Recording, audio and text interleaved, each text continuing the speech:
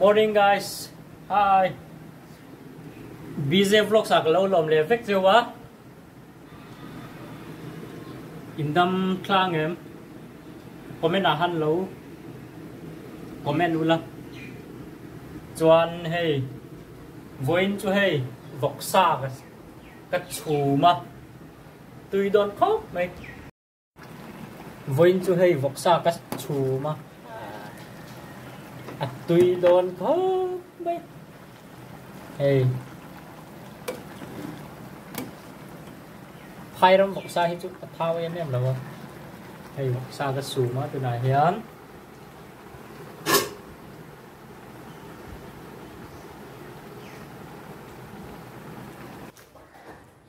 lại hết sil char kan compound này nhá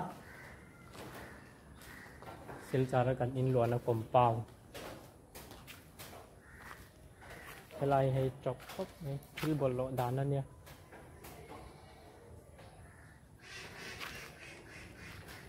lại cần compound hay building cần chèn ổn định nha hay cần chèn ổn cái song thum nha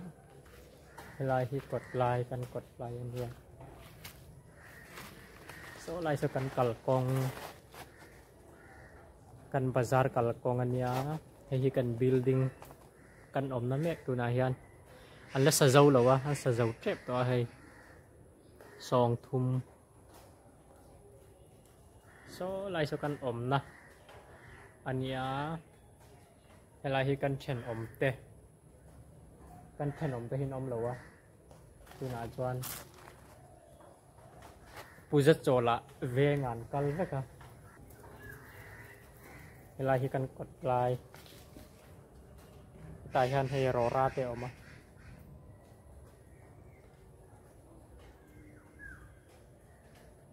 rau rêu khóc mấy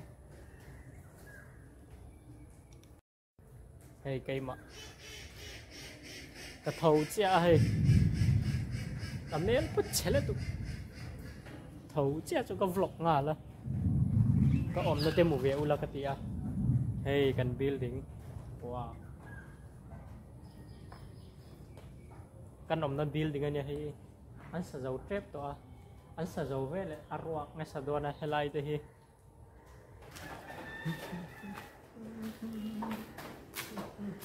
helai hi parking namun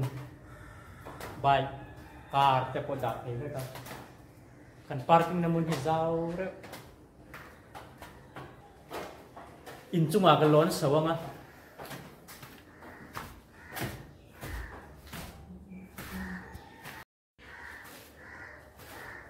hey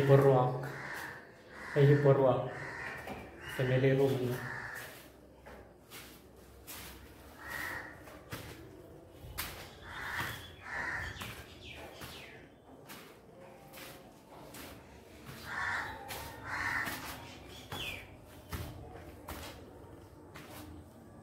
hey sil char khopui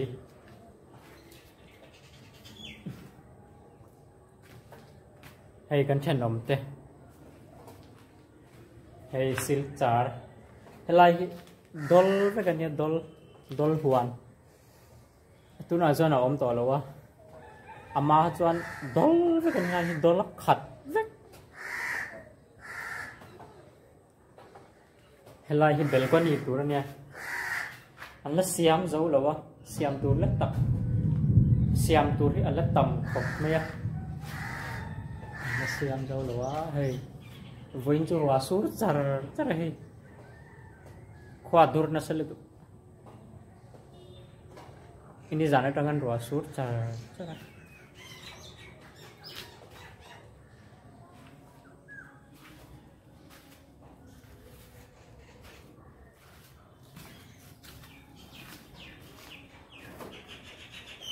heta hian room ruwa ka hay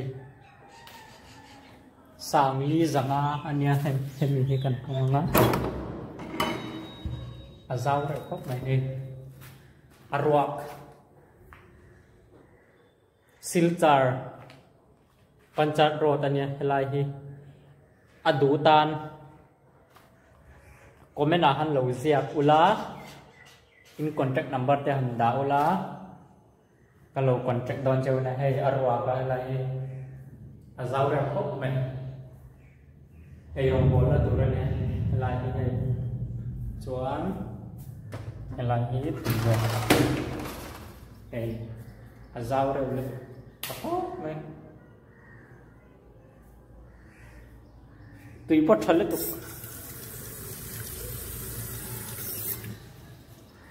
phá ra nó cho nên cái bathroom cái bathroom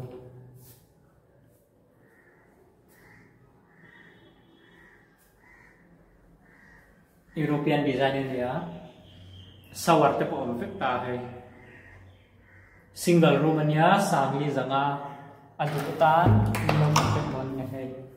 a room chu a zaw re khop mai an nom re ul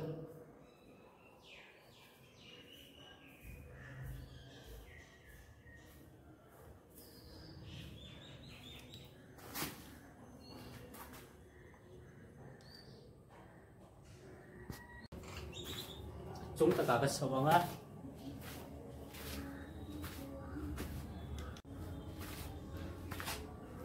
lại in cho mình số sava hay silchar khop pui chúng ta hiện silchar khop pui hay cần clear thấy ya ăn warm khop mấy hay silchar khop pui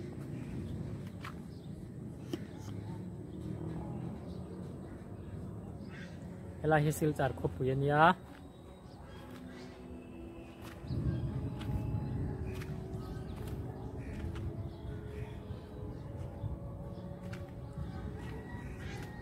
hay kan chanom te là hi kan chanom te om nania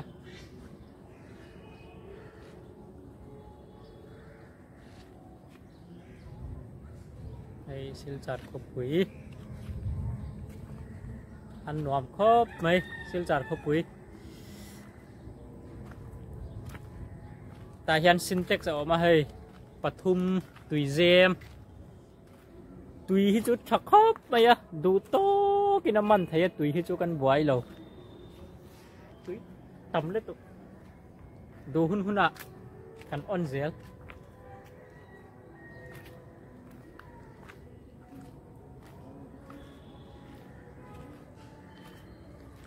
wow hay silchar kan om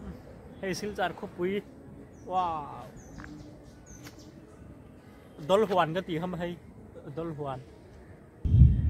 ka channel hi BJ Vlogs ti ania min lo share sa ula min lo subscribe sakro kalome next video kay mule don nya bye bye.